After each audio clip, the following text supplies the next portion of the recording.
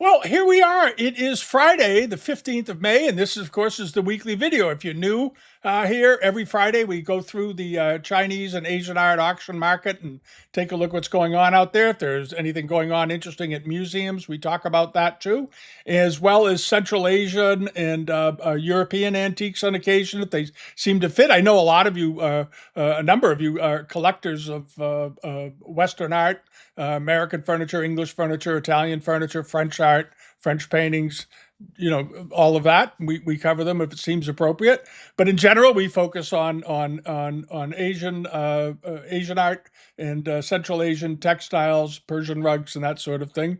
And today we got sort of a smorgasbord today because right now, as many of you know, there've been a number of sales that have taken place in Hong Kong, and there's a number of sales getting ready to get finished in the next week over in the UK. Some of them have already finished. And the results, this is the thing I'm finding really interesting. The results are very interesting and very telling of where the market is going. And Bonhams had several sales that have finished.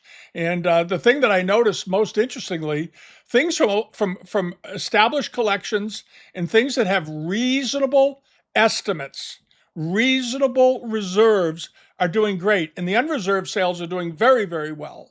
And a lot of people don't have the stomach to sell things unreserved in an auction, but they are the most effective way to really find out where the market is, because you get a lot of people interested in unreserved auctions. In the end, you often end up getting more money than you would if you had high estimates and big reserves on things. Reserves and high estimates kill auctions. That's all there is to it. And unfortunately, right now, there's a lot of material out there that was acquired during the 90s when it comes to Japanese art, where they paid a lot for it, because the market was very, very intense at that time. I'll say it was a very hot market, and then it cooled off in the early 2000s, and it's been pretty cool now for about 20 years, 25 years, and it's starting to warm up again. We're starting to see some pretty good results for Japanese ceramics and so forth, and very high-end Japanese decorative art from the Meiji period seem to be getting some interest from folks. And then you have the Chinese problem, which is a lot of Chinese art flooded into the market when the prices took off in the 2008 to 2013 era, during the big boom in the Chinese economy. And a lot of money got spent badly. I'll just say it. A lot of money was just thrown at pieces willy-nilly. There was not a lot of selectivity going on in many areas. People were building new collections. The Chinese were suddenly collectors, and they were creating and building collections, and they were buying with almost not total disregard, but I'll say limited regard for the realities of the market, and just pushing up prices. And then it burst. That bubble ended up deflating around 2013 and 14. And now you have a lot of people with collections. They bought very, very nice things in some cases, but they paid a lot for them. And now they're trying to sell them. This is the cycle of the auction market, the cycle of the antique market, and they can't bear the thought of losing money. This is really what it amounts to, and it's understandable. It's human nature. People don't like to lose money. And I've said many times, if you're going to invest, don't put your money into the antique market, because when the time comes to sell it, it may not be the market you're going to be very happy with.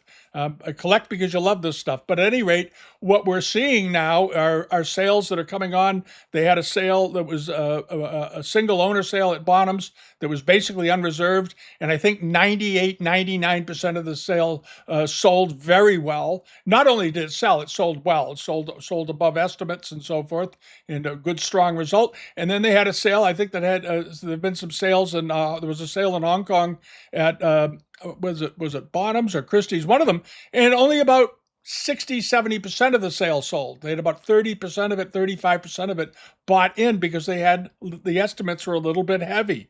And that's the kiss of death.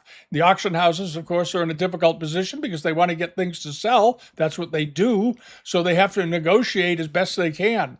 All I can say is, if you have a good collection and you want to sell it, pick lowball estimates and put minimal reserves on in this market right now.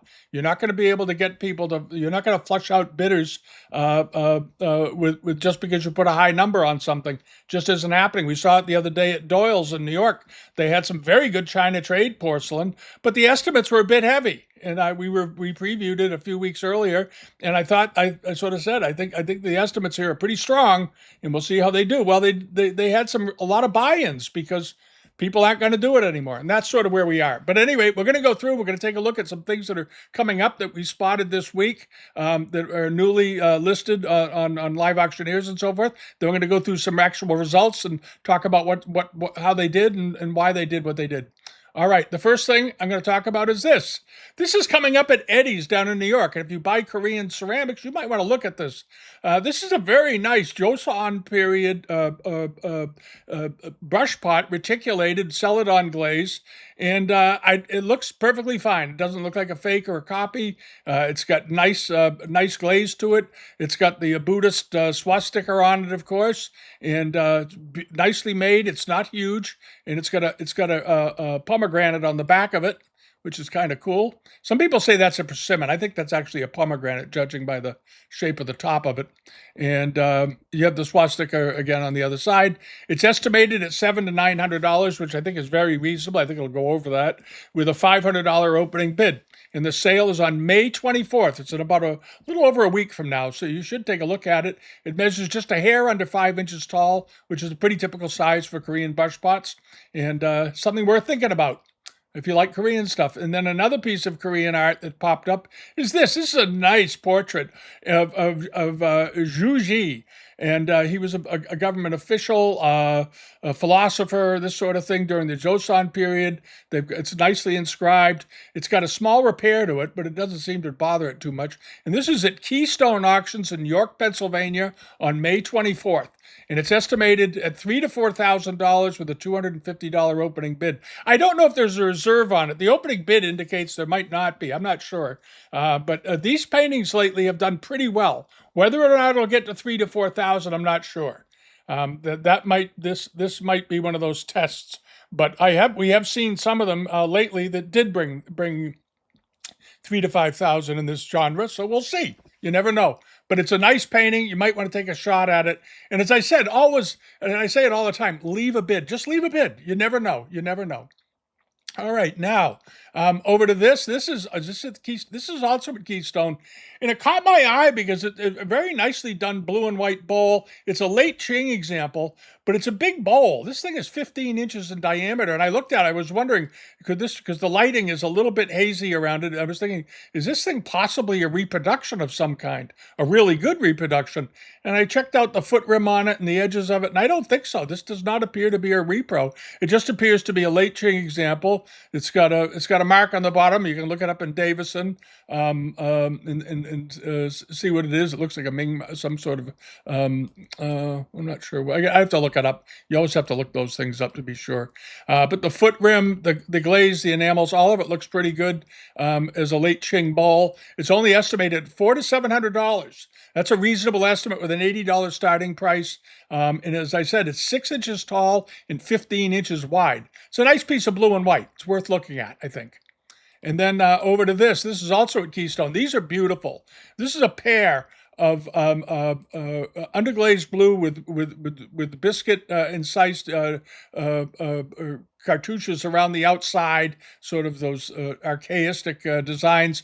Now, this type of bowl was originally made in the Ming Dynasty with this kind of work on it. It became fairly popular. I think these are probably 18th century examples from what I'm seeing of them. From what I'm seeing, they might be a little older. But it's a pair, and I think they're extremely attractive. And the bowls each measure, what are they, about 8 inches, 7.5 inches wide each. So they're good size. They're beautifully done. You want to check for condition, always with porcelain. You always want to ask, have you blacklit the thing? Have you checked it out? Does it have any repairs, any hairline cracks that aren't showing up in the photos? Because you can have hairline cracks, as many of you know, and they don't show up in photographs at all until you hold them up to a certain amount of light, and then there it is, especially if it's a new hairline from being moved. A lot of porcelains develop hairline cracks. They can sit in a house for 50 years, be perfectly fine, and then they go to move them. They pack them in a box. They do it a little too tight, and suddenly they got a hairline in the piece. So you always want to check that. But this is a nice thing. These are very nice. And then there's this also in the same sale as this. This nice Wan Li period bowl. Here's the back of it, and you'll notice on the back of it, it's extremely clean. And this is because it came from the earlier part of the Wan Li period. So it doesn't have a lot of kiln grit and rubbish stuck on the back, but it looks quite nice. It's 14 inches in diameter. The blue is very pretty. It's got a figural scene in the center, which is a bit unusual for these bowls. It's got some, looks like that's glue from a sticker that was on there. But this is a nice looking bowl, and I don't see anything wrong with it. There's the edge. There are tiny, tiny, tiny amounts of kiln grit on the foot, which many of you know if you buy Wan Li and late Ming pieces, you know that kiln grit was sort of always present the way it is on some Korean wares, but they're also on these export wares that were made at the Wan Li during the Wan Li era. That's sort of late Ming dynasty, but very attractive looking bowl. I like that a lot. I think it's a good one. And then on the other sales that have popped up, check out Material Culture. They have two sales coming up, and they both have some pretty interesting things in them. All right, and this is the China Lai collection, they're calling it. I don't know who that is, and it's a very interesting collection of Asian and Southeast Asian textiles and so forth. But there's some other material in here as well. There's also rugs and carpets, and I'm going to go through some of the other. If you like early textiles, this is a pretty good looking sale right here. And there's some saddlebags. There's some Yumut Central Asian pieces in here. You got, flat weaved Yumut bags like this, or sari. And let's see what else you got. You got this Luri tribe, Central Persian, double bag face.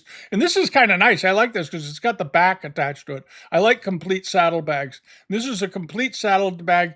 It's this is a fairly typical type that the tribal weavers made. It's got a kiln back on it. That's why I like the backs. It has has the original flat weave on the back, and then has a piled front. And these, of course, were saddlebags to go on pack animals and so forth.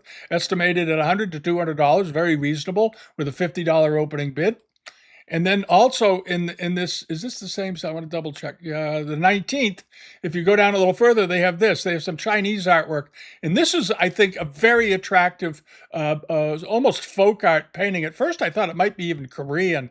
I'd have to check on it a little bit more. But it's a painting of the portrait of the Guanyin riding a tiger. And this is a nice old painting, probably early 19th century, maybe late 18th as well. They weren't sure. They said 18th or 19th century, which is perfectly acceptable. But I think this has got some rather striking colors. It's obviously very old. It came, I suspect it came from the environment. It wasn't made and then exported and kept in pristine condition in the West. This is something that was in Asia for probably most of its life up until the middle of the 20th century or so. And I think it's a wonderful picture with good colors. Very elegant, beautiful woman's face on it. Do they have another picture of the face? Yeah, they do. There you go. I love the face on this woman. It's very, very serene, and the hair, and then you have the mandala behind her and so forth. Very, very attractive. And the estimate is nothing. $4,800 with a $200 opening bid. It's got one bid on it already and 20 people watching it. I think it'll do pretty well. It's got a great aesthetic appeal to it, and it's pretty good size too. It is 56 inches tall and 26 inches wide. So it's a pretty good sized painting, and it's on a scroll. The scroll is not an old mount. It's on a later mount. These white mounts, you see these. They often do this with them just to preserve them, because it's not healthy for them to be loose and off of a mount, because they get cracked and damaged and so forth. And this way, it can be rolled up safely and put away if you're not displaying it. It is also the kind of painting you can take quite easily to your framer, and you don't have to worry about the mount. It's nothing worth preserving, and you can have it cut off and then floated under a beautiful frame with museum glass over it to protect the UV rays from hitting it, and have it as a framed work of art in your home. It's a wonderful thing. And then there's this. This is also on the 19th. Is a very nice printed chintz cloth for the Persian. Well, for the Persian market, but you also see them in the Indian market. And these were extremely popularly produced in India. The Indians market really loved these, and they excelled at resist dye techniques and painting techniques on cotton. They were the best in the world at it, as a matter of fact. And A number of these have turned up in the West. I've had a couple like this over the years. I like them a great deal aesthetically. It's a prayer cloth and so forth, and it's got the cypress trees around the outer border. And they think that this was probably made for the Persian market. It might have been made for to be kept in India as well. But it's estimated at $800 to $1,200. It's 18th century with an opening bid of 400. It's a nice cloth, though. Often you don't see them in this good a shape. They're often ripped and damaged and so forth. And then over to this, another painting, a fine antique Taoist painting, 19th century, 62 inches by 28 inches also. Nice looking Taoist work. Good condition, well painted. This is a very nicely painted picture. If you scroll over to a detail shot of it, you'll see what I mean. The details are crisply done.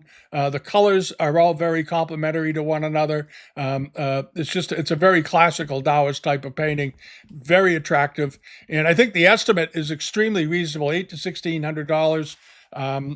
We've seen these in the past sell for triple that pretty easily. Not rare ones that came from a particular temple or something like that. Just very nice quality religious art, and they can do very well. This is quite a nice looking one.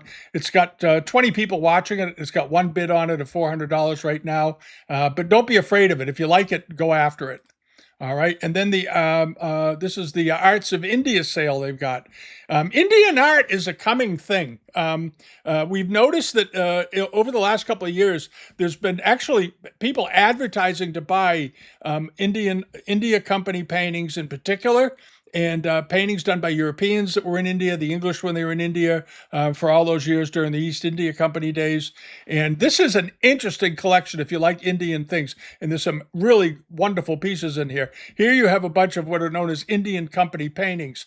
And if you've heard that term before and you don't know what it means, the India Company paintings was a stylistic adaptation by traditional Indian artists that they took on painting more in the Western manner to appeal to the foreign visitors. It was basically they would paint these paintings and people in India from England and so forth, they would take them home almost like souvenirs depicting daily life in India. And to make them more appealing, the painters learned very wonderfully how to paint in the Western more in the Western realistic style with shadows and senses of depth and so forth. There isn't the flatness that you typically see on Mughal art and so forth. They're very, very three-dimensional shading of the faces, shading of the clothes, and all that sort of thing. And there's a number of them in here that are quite attractive. And the estimates, I think, are exceedingly reasonable. Here's one that I thought was sort of interesting. East India workers carrying, I think that's supposed to probably cotton bales, estimated at $300 to $500 with a $150 opening bid. And these were probably done around 1860 or so. Very, very attractive, though. Very interestingly done. Lots of detail. The Indian artists were superbly well adapted to fine detail painting. Sometimes their paintings almost look like photographs. That realistically done. But this is a very interesting picture, and there's a bunch of them in here. And these are fairly good size. These are 7 by 9 inches, and let's see, 12 by 13 and 3/4, I guess, including the mat around them. So 9 by 7 1/4 inches. So they're nice sized pictures, about that big, and they look wonderful on walls, by the way. All right, there's this. And then you have this. This is one. Now, this is one that's done where the face of the nobleman, it's an Indian nobleman, is almost like a photograph. And notice the shading, the shadows around the eyes. This is very much a Western style of painting, and the colors in here are wonderful. The colors on this painting really held up beautifully well. So I don't think this was ever exposed to much light or anything. I think it's an excellent looking painting. And then they have these hand-drawn matte sort of frames that go around them. It's estimated at just $200 to $400 with a $100 opening bid. That is a steal. And I can see the day when as the Indian economy grows, and it is growing, you're going to see increasing numbers of folks in India who are suddenly become well off or become well off over their lifetimes are going to start buying this stuff back, just like the Chinese did and just like the Japanese did. All cultures tend to buy back their art when they're in a financial position to do it. And I think that's sort of what you're seeing. You'll see here with the Indian market, and these are some nice pieces. This is a great painting. I love that painting. And then there's lots of these Mughal miniatures from the 19th century, like this one, and it's in a Western frame, obviously, but it's very very attractive. And the estimate is $300 to $600 with a $150 opening bid. And there are two in this sale with the same exact frame. So I'm assuming they obviously came out of the same collection, but they're very, very attractive. And then there are these. These are more miniature paintings. One of them is the interior of the audience hall. I think of the Taj Mahal. I think that's what that is on the top. And then on the bottom, you have the famous the Minar, Quinta Minar.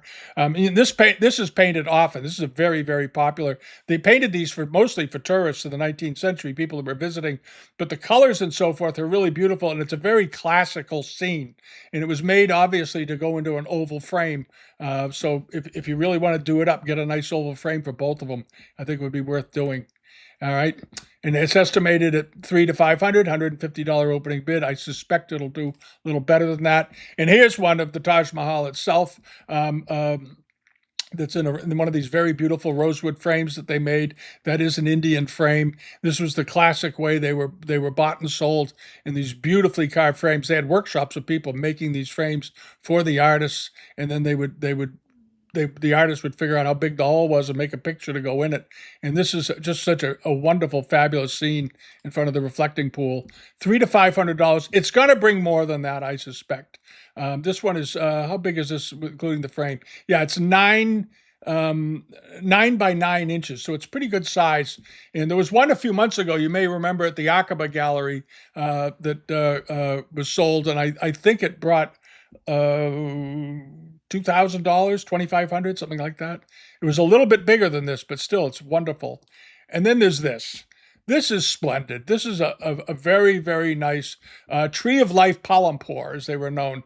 And these became so popular in England, these textiles, chintz and palampores, that they were actually early on in the 17th and 18th century.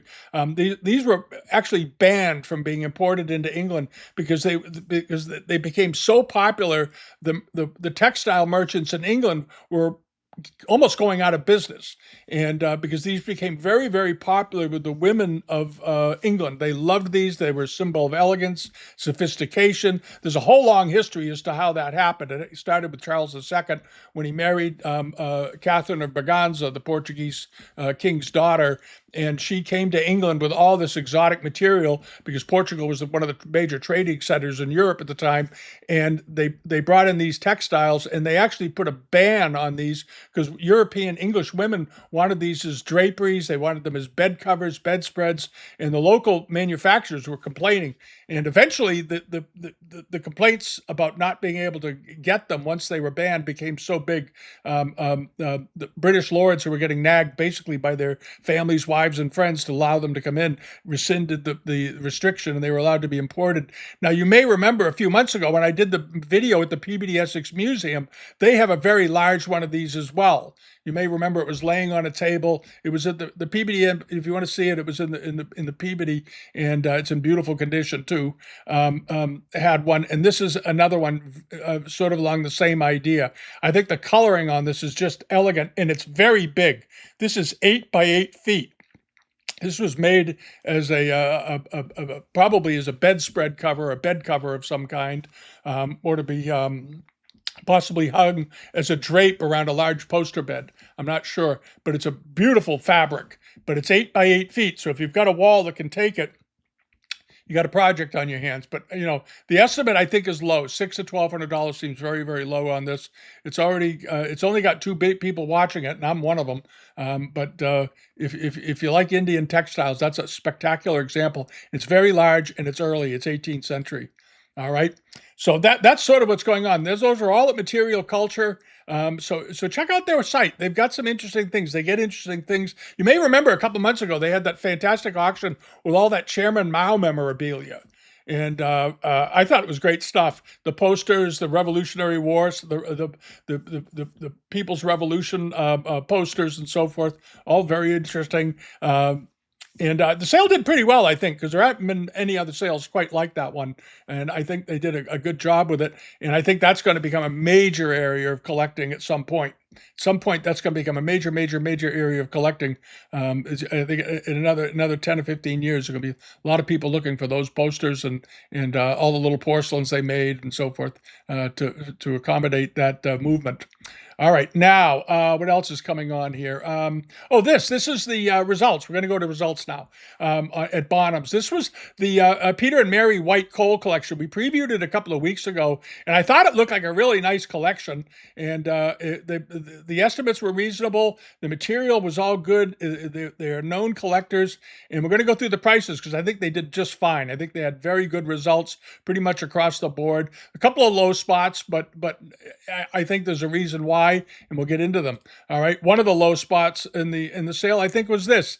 And not that it made its estimate. The estimate was 1,500 to 2,000 pounds, but it's a very unusual type of blanc de chine ware made in the 17th century.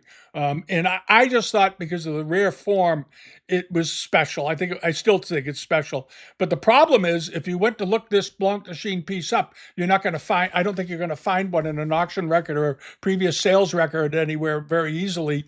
And so, how do you put a price on it? And that's always the conundrum for people who buy with their wallets rather than their hearts.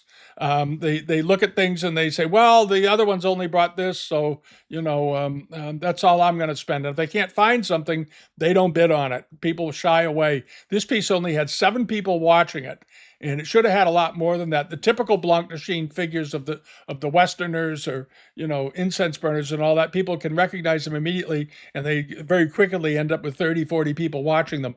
But when it comes to something that's atypical and unusual, scares people off. And at any rate, this did in the end, it did okay. It did fine. I thought it would have done better. It brought $2,500 US plus the premium, or around $3,400. I think it's a very attractive thing. I think it was a great thing.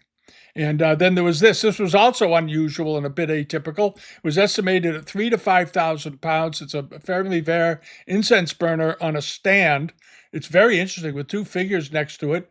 17th century, how big was it? There it is, 5.5 high, 5.5 inches high. So it wasn't terribly big. It was about that big. It was a lovely thing, but unusual. It's an unusual thing. That's all there is to it. And I think somebody got a great buy on this. It went for $2,500 plus the premium. Now that with that premium, it brings it up to above the low estimate. That's true, but to me, this is a really interesting thing, and unfortunately, not everybody buys things that are really interesting and really chase them because they have to own them. They just want to own them. They browse around and they sort of pick a middle number, and that's what they go with. But I thought this was one of the great buys of the day.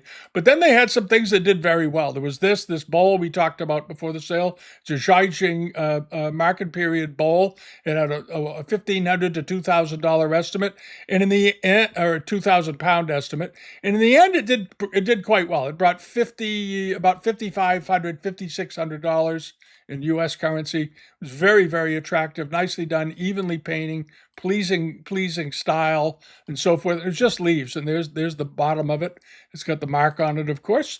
Nice looking porcelain, and this bowl was how big was this? It wasn't terribly big, I don't think. There it is. Well, it was pretty good size, 11 inches in diameter. No, it was bigger than I thought. I thought it was about 7 inches. 11 inches, that's a good size. That was a good buy then, a particularly good buy. It was a nice thing. And then there was this bowl that we talked about, the Wucai 100 Boys Bowl.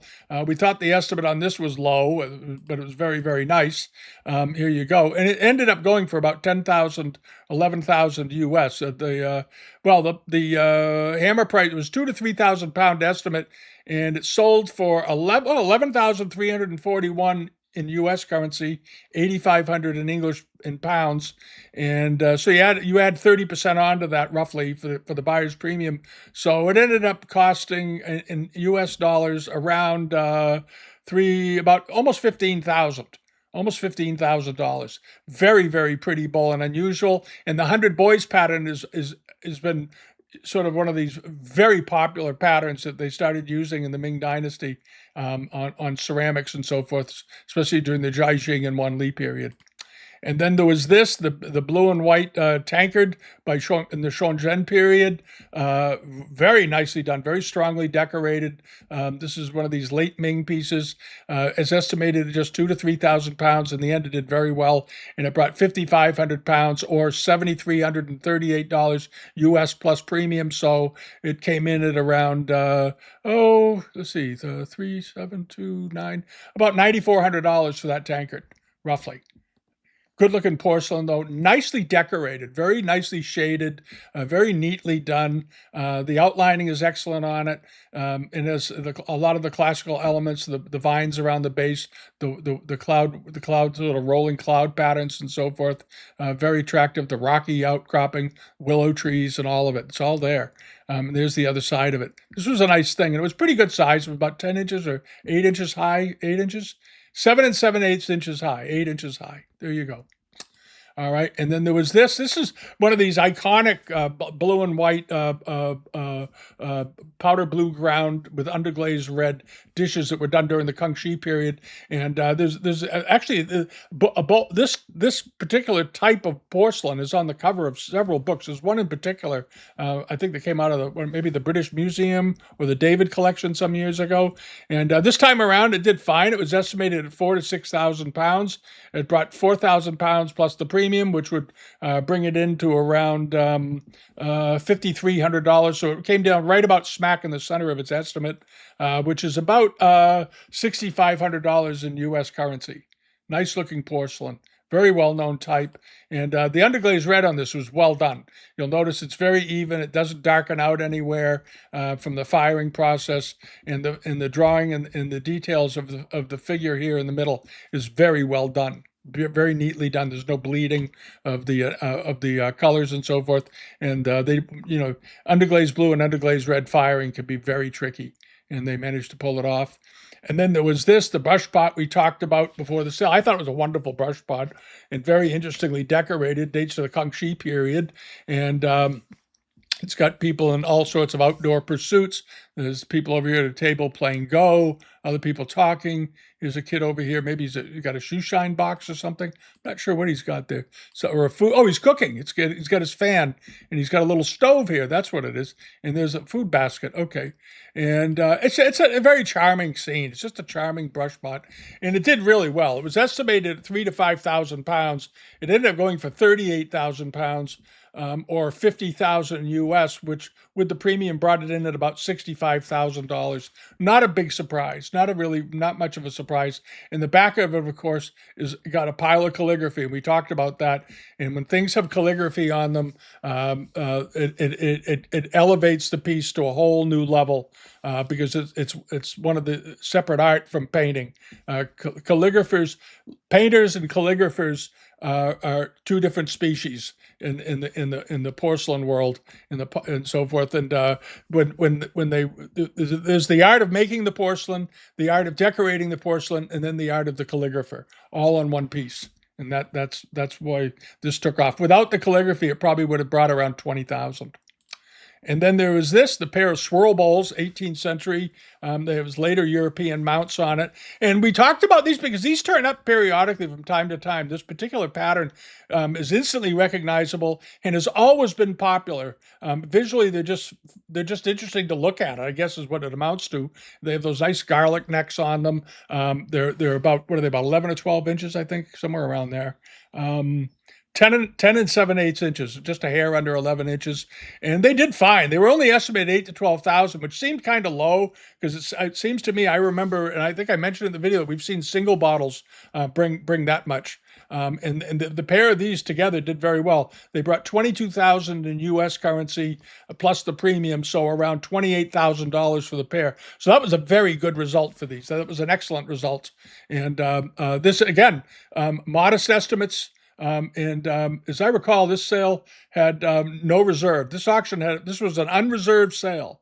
and you still get very good prices. And overall, I'm going to bet the owners were very, very happy. And then at the end, you had this. This I think was the last lot in the sale. Was this Chinlong Dotsai enamel bowl? It's a well-known type. This is a very well-known species of bowl, so to speak. The colors are nice on it.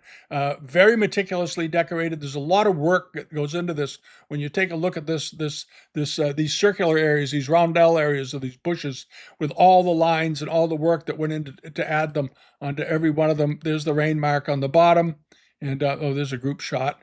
It looks nice in the group. That's a nice looking group shot. Well done. And here, so any rate, it ended up doing just fine. About $16,000 in U.S. Plus premium, so around what does that push it up to? About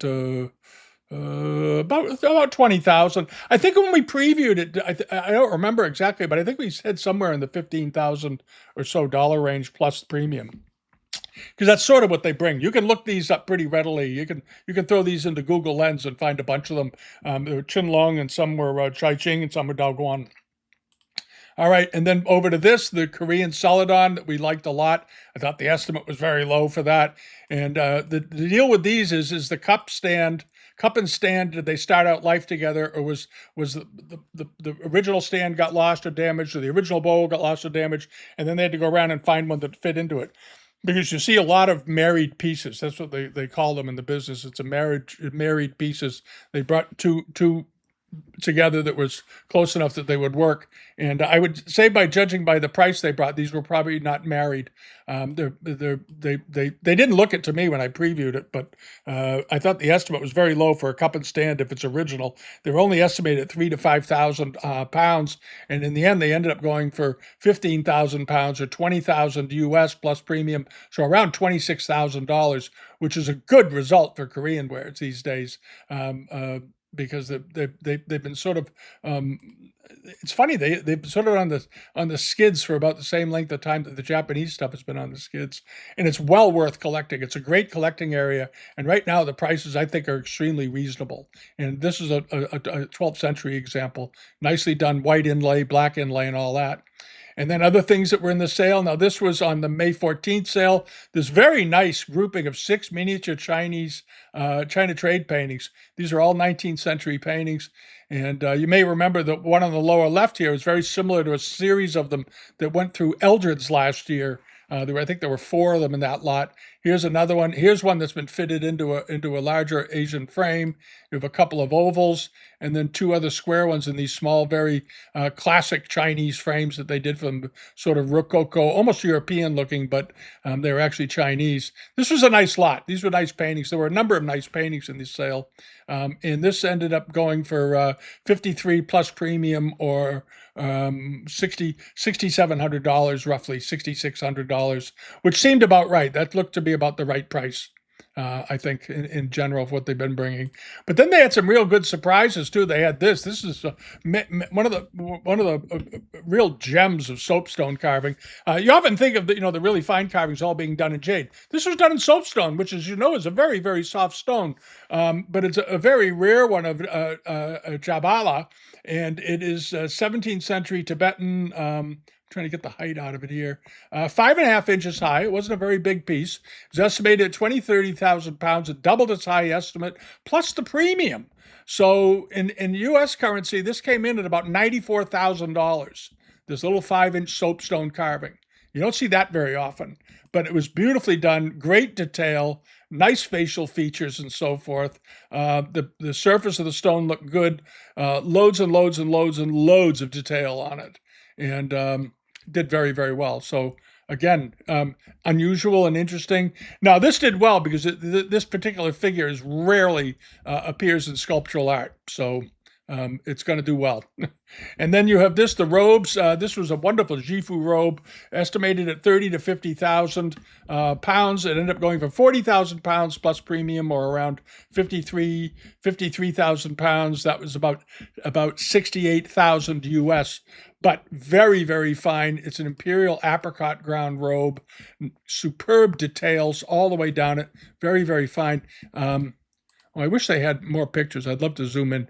When you look at these, they did lots of these robes, obviously with the dragons.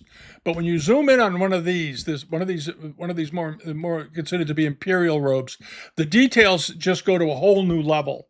It's a whole other level of work than the standard robe, the standard blue and white robe with the dragons. Those are sort of like court robes. They were nice. They're perfectly nice, and they sell for thousands of dollars. But this is a heck of a good one. Heck of a nice robe, beautifully done, and in very nice condition. Did they say where this came from? Just said European private collection. Was published and illustrated in Jing Han's and Anita Q's Dyes and Dyeing in the Ming and Qing Dynasty. So it was published in a book on Chinese textiles at some point. And then hopping over to this was one of the bargains of the month. This is the George Eumorphopoulos collection of books. And I talked about this because this set hardly ever turns up on the market. And when it does, it's anywhere from $6,000 to $9,000 a set. I saw one guy, I think it was on ABE, had it for sale for about $14,000. This was the whole set, 9 books, and it was estimated, I thought fairly, at 5,000 to 8,000 pounds. It sold for 950 pounds as unreserved sales.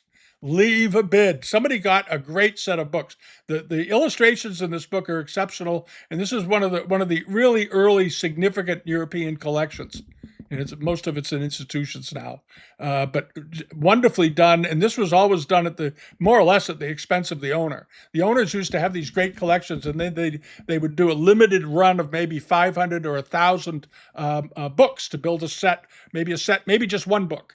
But this one was unusual because there were so many volumes to it, and there was so much stuff in it because he was in England and getting things as they were flooding out of China during the late 19th century. And they illustrated them and did it. It's a great book. I hope one of you got it. If one of you got it, leave a comment. Let me know. And then hopping over to this was the other sale that took place. And this was I want to make sure I get the right name. This was Fine Chinese Art. And overall, it did pretty well, but they had a few passes in here because some of the estimates were a little bit on the aggressive side. Some of them are on the low side too. But overall, I think they did a good job with this sale. It presented well. You don't see a lot of buy-ins. Some of the sales in Hong Kong, we saw a lot of buy-ins, but this sale didn't seem to be too impacted with that problem. And the prices in general were quite good. So, just take a quick look. There was this very attractive carved imperial cinnabar lacquer box, 18th century. This is not a big box. It's about 7 or 8 by 9 inches, something like that. It was estimated at 15 to 20,000 pounds. It went for 15,000 plus the premium, or around $18,000. It brought what it was worth. But I hope you take, when you see these lacquer boxes like this, the small ones in particular, if you take the time to look at them, notice the detail and the quality of the detail on these 18th century lacquers. Just extraordinary. The deep relief carving is done perfectly. The shallow carving is very minutely done. It looks like they must have almost done them with magnifying glasses. And the lacquer on this looked to be in quite good shape. I'm sure there's a bump on some corner.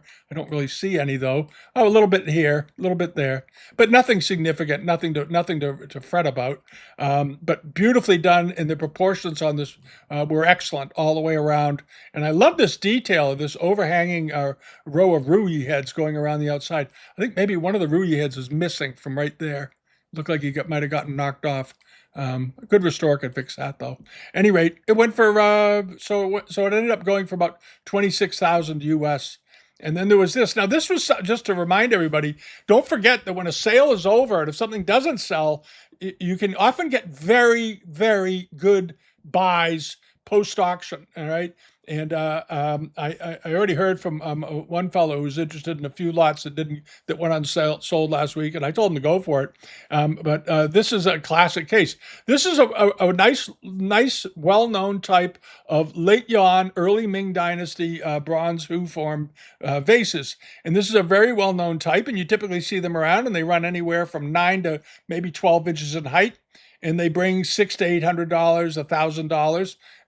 This one was a little bit different though. It was 19 inches tall, And I guess not a lot of people read the description. Always read the descriptions. Actually, it was 20, well, call it 20 inches, 19 and 7/8 inches tall. This is a big bronze. And it was only estimated at 2 to 3,000 pounds. Now, it looks like it has a nick out of the top on the back.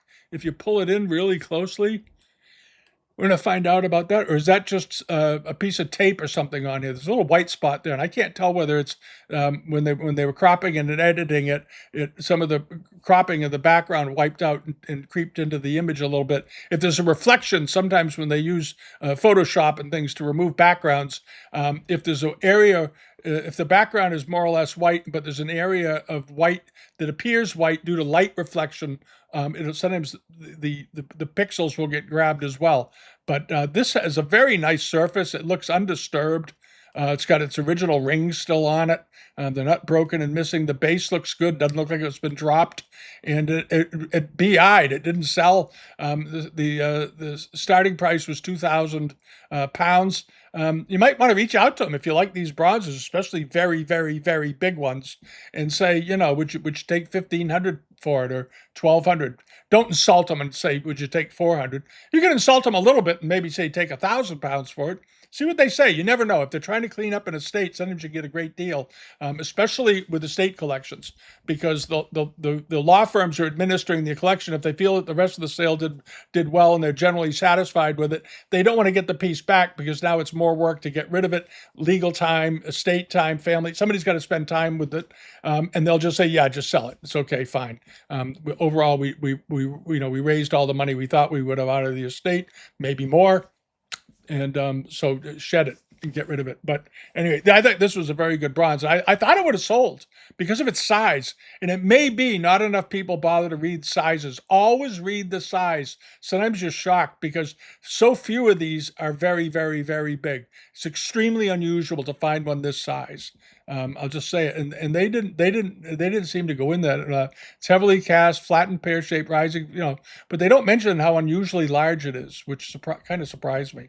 But anyway, that's it. So overall, the sales did very, very well, I think, in Hong Kong. In London so far. There's a lot of stuff coming into the market. They had another sale where it was a little bit more difficult, but I think Bonhams in general did a good job keeping the estimates reasonable, and keeping the reserves out of the way and so forth. But we'll see how it goes with the rest of the sales that are coming up. There's still several more taking place. And then you have the Drew Eat sale coming up, Roseberry's sales coming up.